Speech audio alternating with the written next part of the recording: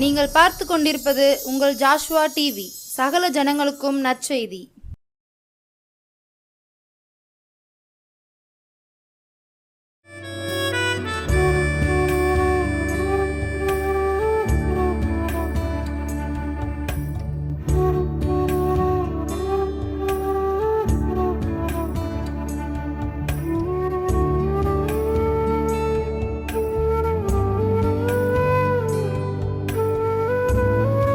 உடைந்த பாத்திரம் என்று என்னை ஒருபோதும் தள்ளாமல், ஒன்றுக்கும் உதவாதவள் என்றை ஒருபோதும் என்னை சொல்லாமல், என் அருகில் வந்து என் கரத்தை பிடித்து சூழ்நிலையை மாற்றி, பலவீனத்தை பலமாய் மாற்றி, சுகவீனத்தை சுகமாய் மாற்றி, தண்ணீரை கடக்க வைத்து, சோதனை ஜெயிக்க வைத்து, மதிலை தாண்ட வைத்து, வழிமாறும் போது எனக்கு பாதை காட்டு, என்னால் முடியாத போது என்னை தூக்கி சுமந்து, நான் தலை குனிந்த போது என்னோடு கூட நடந்து, நான் குனிந்த இடத்திலே என் தலையை உயர்த்தி, நான் பாவம் செய்த போது என்னை உணர்த்தி நடத்தி, எந்த சூழ்நிலையிலையும் என்னை விட்டு கொடுக்காமல் என்னை பாதுகாத்து வழிநடத்தி வந்த என் தேவாதி தேவன், என் குல தெய்வம் இயேசு கிறிஸ்துவின் இனிதான நாமத்தினாலே ஜாஸ்வா டிவி நேயர்கள் அனைவருக்கும் ஜீசஸ் லவ்ஸ் பள்ளிகளின் சார்பாக வாழ்த்துதலையும் வணக்கத்தையும் தெரிவித்துக் கொள்கிறேன்.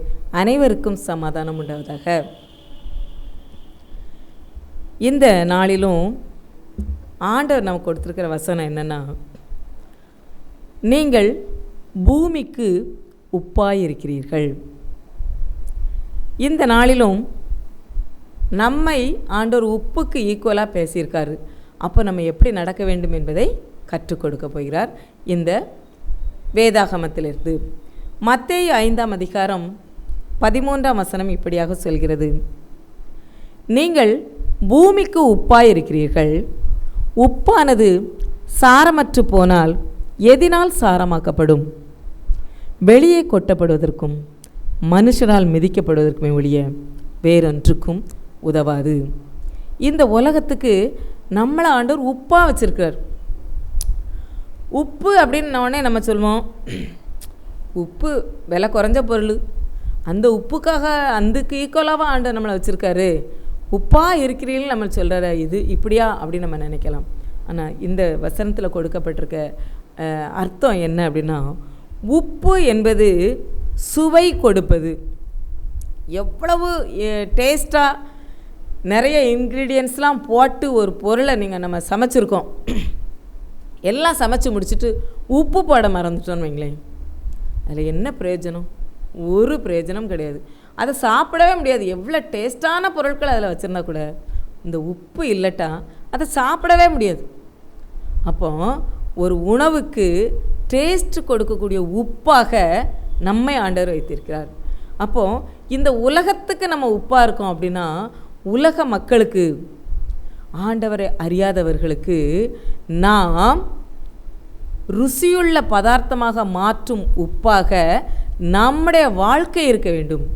அவர்களை ருசியுள்ளவர்களாக மாற்றுவதற்கு நம்மை வைத்திருக்கிறார். ஆண்டவர் அறியாதவங்க இருக்காங்க, அறிந்தவர் இருக்காங்க, பெயர் கிறிஸ்தவர் இருக்காங்க, எத்தனை பேர் இந்த உலகத்தில் இருக்காங்க. ஆனால் நான் நினைக்கிறதெல்லாம், என்னை போல் ஆண்டவரை அறியாதவங்களுக்கு சொல்லணும் அப்படின்னு எனக்கு ரொம்ப ஆசையாக இருக்கும். ஏன்னா ஆண்டவரை அறிந்து அவர் என்னை தூக்கி எடுத்ததுக்கப்புறம் எனக்கு என் வாழ்க்கையில் ஆண்டவர் செய்திருக்கிற அதிசயங்களை, அற்புதங்கள், ஆசீர்வாதங்களெல்லாம் சொல்லி முடியாதது, எண்ணி முடியாதது. அப்போ எனக்கு ஆசை, அவங்களுக்கும் நம்ம ஆண்டவரை சொல்லணும். எவ்வளவு மகிமையானவர், எவ்வளவு உயர்ந்தவர், எவ்வளவு இரக்கம் உள்ளவர், அன்பானவர், மன்னிக்கிறவர், எவ்வளவு நல்ல ஆண்டவரை இவங்களுக்கும் சொல்லிடணும். அவங்க எப்படியாவது இந்த ஆண்டவரை ஏற்றுக்கணும், இவருடைய அன்பை ருசிச்சிடணும், இவங்களும் ஆண்டவரை பற்றி கொண்டு அநேகருக்கு மற்றவங்களுக்கு ஆண்டவரை சொல்லணும். அப்படி எனக்கு ஒரு ஆசையாக இருக்கும். ஏன் அப்படின்னா, ஆண்டவர் அறியாத காலத்தில் அவ்வளவு பாடுகள், துக்கங்கள், துயரங்கள், நெருக்கங்கள் தாங்கவே முடியலை. ஆனால் எனக்கு அதில் விடுதலையே கிடைக்கல. ஆண்டவர் அறிந்த பிறகு எனக்கு துக்கம், துயரம் எதுவும் இல்லைன்னு கிடையவே கிடையாது, எல்லாம் உண்டு. ஆனால் நான் நெருக்கப்படவில்லை. அப்பவும் அது இருந்தது, அதிலிருந்து மீள முடியலை. இப்பவும் அது இருக்குது. எனக்காக அவர் சுமந்து கொள்கிறார் என் பாடுகளை. அப்படிப்பட்ட ஆண்டவர் சொல்கிறாரு, நீங்கள் உலகுக்கு உப்பாய் இருக்கிறீர்கள்.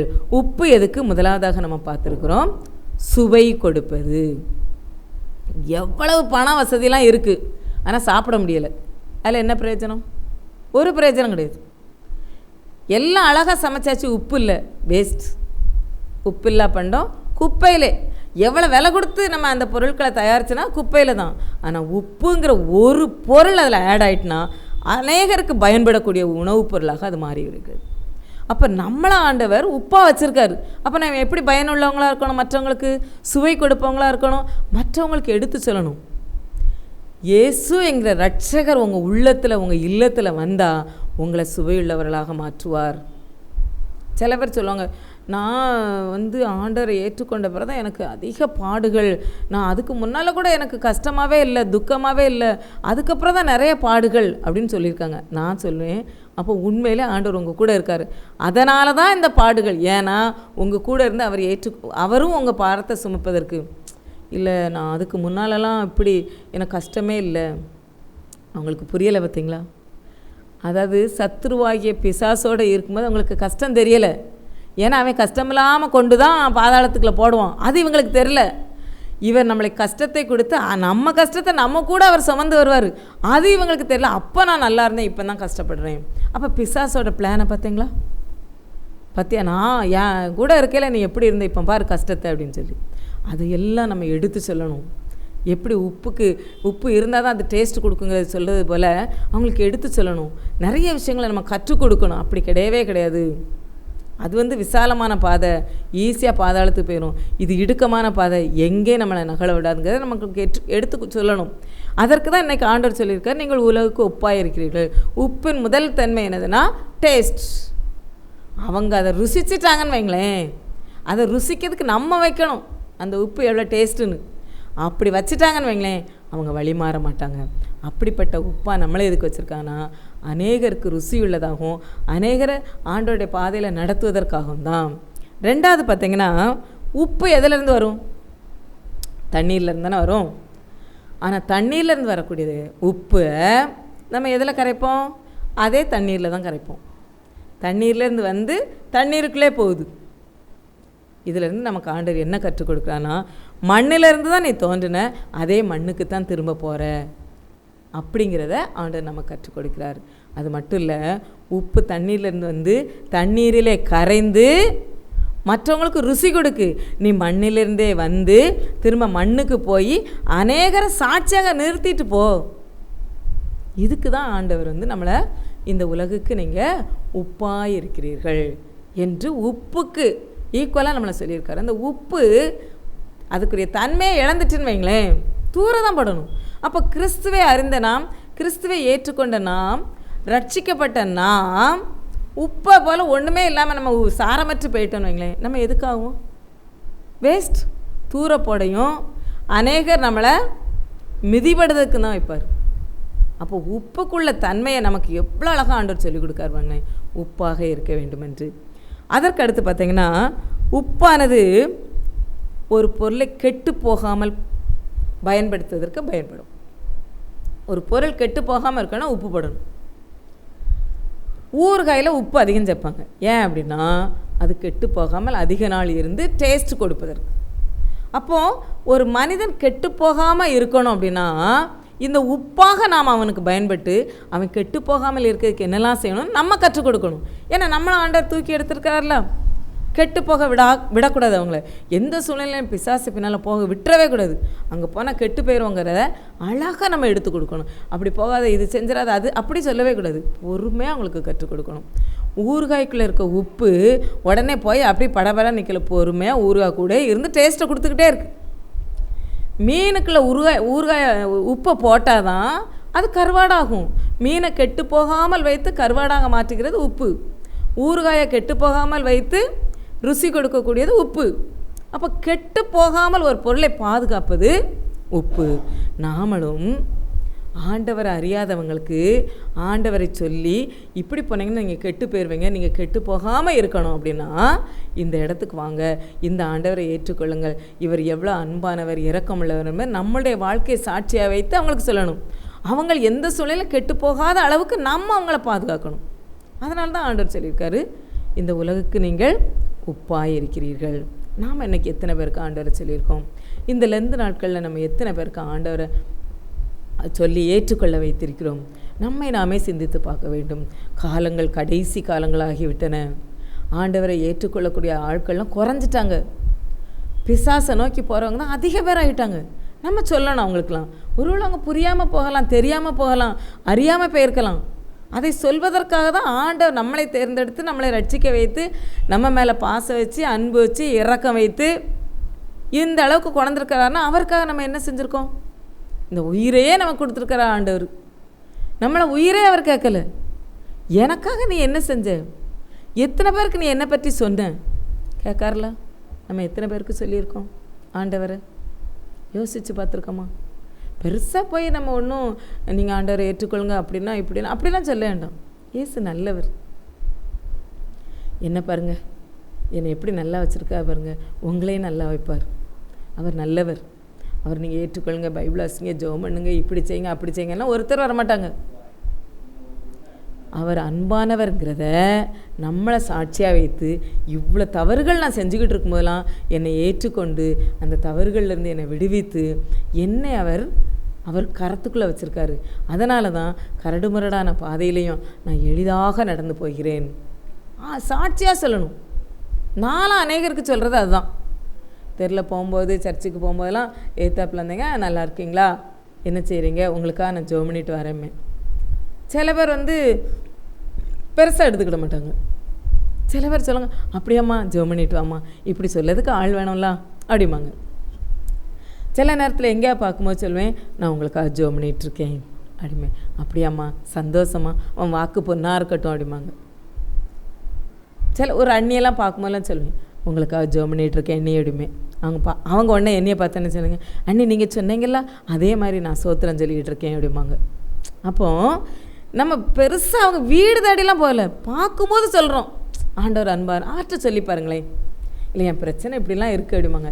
நீங்கள் உங்கள் பிரச்சனை என்கிட்ட சொன்ன மாதிரி ஆண்டவர்கிட்ட சொல்லுங்கள். நீங்கள் இன்னொரு மனிதர்கிட்ட சொன்னீங்கன்னா அவன் இன்னொருத்த ஆள்கிட்ட போய் சொல்லிடுவான். ஆனால் ஆண்டவர் யார்கிட்டையுமே சொல்ல மாட்டார். அவர் ரகசியமாக வைத்து அந்த பிரச்சனையிலேருந்து வெளியில் கொண்டு வருவார். அப்படின்னு அவங்கள்ட்ட எடுத்து சொல்லணும். அதுக்கு தானே நம்மளை வச்சுருக்காரு ஆண்டவர் உப்பா. அப்படி நம்ம சொல்கிறோமா? எத்தனை பேர்கிட்ட சொல்லியிருப்போம்? அதில் என்ன கஷ்டம்? போகும்போது சொல்கிறோம், நல்லா இருக்கீங்களா, உங்களுக்காக ஜெபம் பண்ணுறேன் அப்படின்னு. அவங்க ஏற்றுக்கொண்டா கொண்டாட்டும், சத்தம் கட்டாமல் போனால் போட்டோம். அதை பற்றி ஒன்றுமே கிடையாது. விதைக்க வேண்டிய நம்ம வேலை. நீர் பாய்ச்சி அதை விளைய செய்கிற அவர். நம்ம விதைக்கவே இல்லாமல் எப்படி ஆண்டவர்கிட்ட கேட்க முடியும்? உனக்காக நான் உயிரை கொடுத்தேன்னு எனக்காக என்ன செஞ்சேன், எத்தனை பேர்கிட்ட என்ன சொன்னேன்னு ஆண்டவர் கேட்டால் என்ன சொல்லுவோம்? எத்தனை பேருக்கு நம்ம சொல்லியிருக்கோம்? சொல்லணும். அதற்காகத்தான் ஆண்டவர் சொல்கிறாரு, நீங்கள் பூமிக்கு உப்பாக இருக்கிறீர்கள். அவர் எவ்வளோ நம்பிக்கை வருங்களேன் நம்ம மேலே. நம்ம உப்பாக இருக்கோம் அப்படின்னு சொல்லி கான்ஃபிடெண்ட்டாக நம்ம அப்படி இருக்கிறோமா? மற்றவங்களுக்கு ருசி கொடுக்கக்கூடிய பதார்த்தமாக நம்ம இருக்கோமா? கெட்டு போகாமல் அவங்கள பாதுகாத்துறோமா? அதற்கு அடுத்து பாருங்களேன், உப்பானது எப்படிப்பட்டதான் பார்த்தீங்களா? சுத்தப்படுத்துவது. உப்பு சுத்தப்படுத்தும். மீனே வாங்குதான்னு வைங்களேன், அதை கழுவி சுத்தப்படுத்தினா உப்பு போட்டு தான் கழுவுவாங்க அவங்க. அப்போ தான் அது சுத்தமாகும். செதில்கள் எதெல்லாம் தேவையில்லாதது இருக்கோ அதெல்லாம் போகணும் அப்படின்னா உப்பு போட்டு கழுவுனா சுத்தமாகும். இப்போ நமக்கு கால்லாம் வலிக்கி அல்லது காலில் ரொம்ப வெடிப்பு இருக்குன்னு வைங்களேன், நல்லா இளம் வெந்நியில் கொஞ்சம் உப்பை போட்டு நம்ம காலை அதில் வச்சு கொஞ்ச நேரம் வச்சு அதுக்கப்புறம் கழுவி தொடர்ந்து இதை செஞ்சு பாருங்களேன், ஒரு வெடிப்பு கூட இருக்காது. சுத்தப்படுத்தக்கூடியது உப்பு. அப்போது பாவத்திலிருந்து சுத்தப்படுத்துவது எப்படி என்று கற்றுக்கொண்டு மற்றவங்களுக்கு அதை சொல்லணும். இது செய்யாதீங்க, இது பாவம், இதிலேருந்து வெளியில் வரணும்னா இப்படி வரலாம், இதில் வெளியில் வந்த பாருங்கள் உங்களுக்கு எவ்வளோ சந்தோஷமாக இருக்குன்னு. பாவம் செஞ்ச யாரும் சந்தோஷமாக இருக்காங்களான்னு கேட்டு பாருங்களேன். லஞ்சம் வாங்கியிருப்பாங்க, போய் பேசியிருப்பாங்க, அடுத்தவங்க பொருள் ஒரு 10 ரூபானாலும் தெரியாமல் எடுத்திருப்பாங்க, நிம்மதியாக இருப்பாங்கன்னு நினைக்கங்க? இருக்கவே முடியாது. ஆனால் நீங்கள் இதெல்லாம் செஞ்சதுனால உங்களுக்கு நிம்மதியாக இல்லைன்னு யார் போய் கேட்க முடியும்? ஆண்டவருடைய பிள்ளைங்களாகிய நாம் கேட்கலாம். ஏன் இப்படி இருக்கீங்க? என்ன பிரச்சனை உங்களுக்கு? ஏன் சோகமாக இருக்கீங்க? நீங்கள் மனசார கேட்டு பாருங்களேன், உண்மையாக கேட்டு பாருங்களேன், மனசில் மனம் திறந்து சொல்லுவாங்க. இப்படி எங்கள் வீட்டில் கடன் பிரச்சனை ஆகிட்டு எப்படி வெளியில் வரலன்னு தெரில, சிலவரெல்லாம் உங்களை பார்க்கணுன்ட்டு நினச்சிட்டு இருந்தேன், என்னென்னு இல்லை உங்கள்கிட்ட ஒரு விஷயம் சொல்லணும், சொல்லுங்கள் என்ன அப்படின்னா, இப்படி எங்கள் வீட்டில் பிரச்சனையாக இருக்குது, என்ன செய்யன்னு தெரில, எங்களுக்காக ஜெபம் பண்ணுங்க அப்படிமா. கண்டிப்பாக ஜெபம் பண்ணுதேன், ஆனால் நீங்களும் ஜெபம் பண்ணணும்னு நான் சொல்வேன். ஏன் தெரியுமா? நான் சாப்பிட்டா என் வயிறு தான் நிறையும், நீங்கள் சாப்பிட்டா தான் உங்கள் வயிறு நிறையும். நான் ஜெபம் பண்ணால் ஆண்டவர் ஆசீர்வதிப்பார், உங்களோட என்ன அதிகமாக ஆசீர்வதிப்பார். ஆனால் நீங்கள் ஜெபம் பண்ணால் உங்களை அடுத்த லெவலுக்கு கொண்டு போவார். நானும் ஜெபம் பண்ணுறேன், நீங்களும் பண்ணுங்கள். பெருசாலாம் நீங்கள் ஒன்றும் பண்ணாண்டா, பைபிள் வாசிக்காண்டாம், முழங்கால் பண்ண ஒன்றுமே செய்யண்டாம். ஈஸியாக ஒரே விஷயம், ஏசப்பா என் கடன் பிரச்சனை அடே எனக்கு உதவி செய்யுங்க, ஏசப்பா எனக்கு இந்த வலி வேதனையிலேருந்து விடுதலை தாங்க, ஏசுன்னு நீங்கள் சொல்லுங்கள். அப்படி வேணாம், சும்மா வேறு எதுவும் ஏசுங்க நாமத்தை சொல்லுங்கள், கண்டிப்பாக சுகம் உண்டு. சில பேர் சொல்லுவாங்க நீங்கள் இப்படி சொல்லி மதம் மாற்றுதாங்க அப்படின்னு சொல்லுவாங்க. நீங்கள் அப்படிலாம் கிடையாது. மதத்தை உருவாக்குறதுக்கு இந்த உலகத்துக்கு ஆண்டவர் வரவே இல்லை. ஒரு நல்ல மார்க்கத்தை கொண்டு வரதுக்கு தான் வந்தார் ஆண்டவர். சரியான வழி எதுன்னு காட்டுறதுக்கு தான் வந்தார். ஆனால் தெரியாமல் தவறாக பேசுகிறாங்க. அதை குறித்துலாம் நம்ம கவலைப்பட வேண்டிய அவசியமே கிடையாது. அது ஒரு கிறிஸ்தவங்கிறது ஒரு மதமே கிடையாது, அது ஒரு மார்க்கம். பாவத்திலேருந்து கரெக்டான பாதைக்கு கொண்டு போகிறதுக்கூடிய ஒரு வழி தான் அது.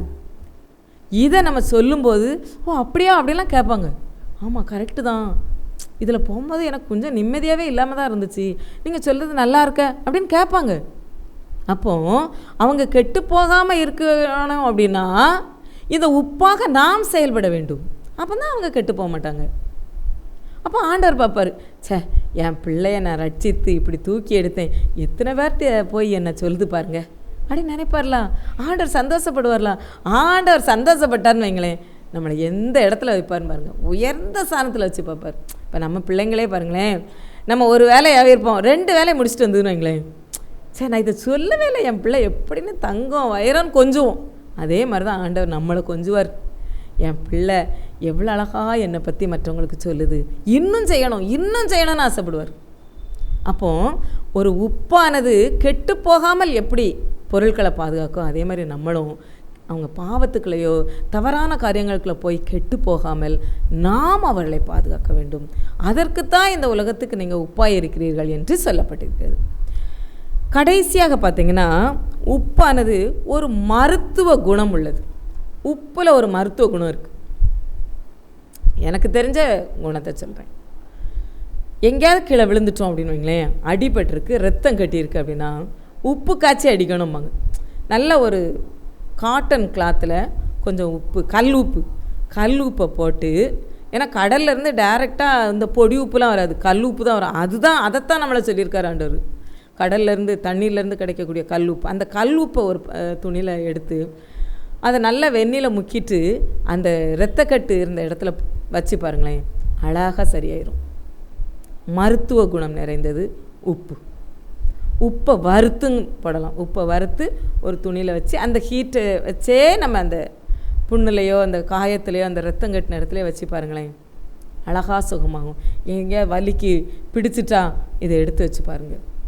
மருத்துவ குணம் உள்ளது, சுகம் கொடுக்கக்கூடியது. அதையும் நம்ம மற்றவங்களுக்கு சொல்லணும். ஆண்டவர் சுகப்படுத்துகிறவர், அவர் ஒரு வைத்தியர், அவர் எல்லா பார்ட்ஸுக்கும் ஸ்பெஷலிஸ்ட்டு. ஹார்ட்டுக்கு, குழந்தைகளுக்கு, பிளட்டுக்கு, எலும்புக்கு அப்படிலாம் கிடையாது. அவர் எல்லா பார்ட்ஸுக்கும் ஸ்பெஷலிஸ்ட்டு. அதை நம்ம அவங்களுக்கு எடுத்து சொல்லணும். உப்பு எப்படி ஒரு மருத்துவ குணம் உள்ளதோ அதுக்கு ஈக்குவலாக ஆண்டவர் நம்மளை சொல்லியிருக்கும்போது நம்ம ஆண்டவரை எப்படி சொல்லணும்? அவர் ஒரு மருத்துவர், அவர் நம்மளை பாதுகாப்பவர், நமக்கு ருசி கொடுப்பவர். உப்பை போல் நம்ம இந்த தண்ணிக்குள்ளே கரைஞ்சி நாம் இருக்க இடம் தெரியாமலே அவங்களுக்கு ஆண்டவரை சொல்லணும். அதில் என்ன சொல்லணும்னா பெருமை நம்மகிட்ட இருக்கக்கூடாது. நான் தான் இவங்களை இப்படி செஞ்சேன், நான் தான் அப்படி இருக்கக்கூடாது. உப்பு எப்படி கரைஞ்சி டேஸ்ட் கொடுக்கு, அதே மாதிரி அவங்கள கரைஞ்சி நம்ம வெளிப்படாமல் அவங்க வெளியில் வரணும் ஆண்டவரை ஏற்றுக்கொண்டு. அப்படிப்பட்ட உப்பாக நாம் இருக்கிறோம். நாம் அப்படி செயல்படுகிறோமா? இன்றைக்கு உப்பினுடைய தன்மையை எல்லாம் பார்த்தோம். உப்பு தண்ணீரில் தோன்றி தண்ணிக்குள்ளே போகுது. உப்பு ருசி கொடுக்கக்கூடியது. உப்பானது சுத்தப்படுத்துகிறது, கெட்டு போகாமல் பாதுகாக்கிறது, மருத்துவ குணம் உள்ளது, கரைந்து போகிறது. இப்படிப்பட்ட உப்பை ஆண்டவர் சொல்கிறாரு, இந்த உலகுக்கு, இந்த பூமிக்கு உப்பாக இருக்கிறீர்கள். நம்மை பார்த்து ஆண்டவர் சொல்கிறார். எவ்வளோ பெரிய விஷயம்! நாம் இன்றைக்கு உப்பாக செயல்படுகிறோமா? நம்மை நாமே சிந்தித்து பார்ப்போம். இவ்வளோ நாள் நம்ம எப்படி இருந்தோமோ அதெல்லாம் போட்டும், பாஸ்ட் இஸ் பாஸ்ட். இனிமேல் மற்றவங்களுக்கு நம்ம உப்பாக செயல்படுவோம். ப்ரேயர். இரக்கத்தில் ஐஸ்வர்யமுள்ள எங்கள் அன்பின் பரலோக தகப்பனே இயேசப்பா, இந்த பூமிக்கு நீங்கள் உப்பாய் இருக்கிறீர்கள் என்ற வசனத்தின் மூலம் எவ்வளோ விஷயங்கள் எங்களுக்கு கற்றுக் கொடுத்துருக்கீங்கப்பா. அதற்காக நாங்கள் நன்றி செலுத்துகிறோம் ஏசப்பா. நாங்கள் உப்பாக இருக்கணும்னு ரொம்ப ஆசைப்படுறோம்ப்பா. சில இடங்கள் அப்படி இருக்க முடியல. எங்களை கற்றுக் கொடுங்கப்பா. எங்களோடு நீங்கள் இருந்து ஏசப்பா நாங்கள் அந்த உப்பா செயல்பட எங்களுக்கு நீர் உதவி செய்யுமா நாங்கள் ஜெபிக்கிறோம் ஏசப்பா. இந்த வேளையிலும் இந்த வார்த்தைகளையும் வசனங்களையும் கேட்டுக்கொண்டிருக்கிற மக்களுக்காக ஜெபிக்கிறோம். நாங்கள் எல்லாரும் இந்த பூமிக்கு உப்பாக இருக்கிற எங்கள் இருப்பதற்காக உங்கள் கரத்தில் நாங்கள் ஒப்பு கொடுக்குறோம். ஆசீர்வதிங்க, பலப்படுத்துங்க. இயேசுவின் மூலம் ஜெபம் கேளும் ஜீவனுள்ள நல்ல பிதாவே, ஆமேன். Praise the Lord. God bless you.